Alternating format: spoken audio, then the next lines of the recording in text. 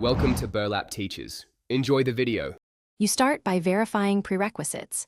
Confirm your ISP shows no outage and note when drops began. Then power cycle the modem and router. Turn each off 30 seconds, wait 60 seconds before powering back on to clear transient errors. Once done, plug a laptop directly via Ethernet to the modem to check if the drop persists. This isolates Wi-Fi versus upstream problems. Make sure device firmware and login credentials are available so you can proceed immediately to configuration checks.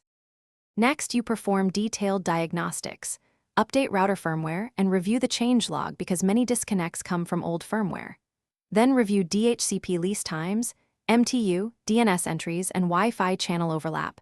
Change to a less crowded channel or set fixed channels on 4 GHz/5 GHz. Once done, run a continuous ping to a stable IP and log drop timestamps. This gives you evidence for pattern analysis. If you use CoS, temporarily disable it to rule out misconfiguration. Finally, apply fixes to complete the repair. If configuration issues persist, backup settings and perform a factory reset, then reapply essential settings only. Once done, swap in a spare router or the ISP's replacement modem to determine if hardware is failing. Make sure to document continuous ping logs, reboot times, and router LED patterns before contacting your ISP.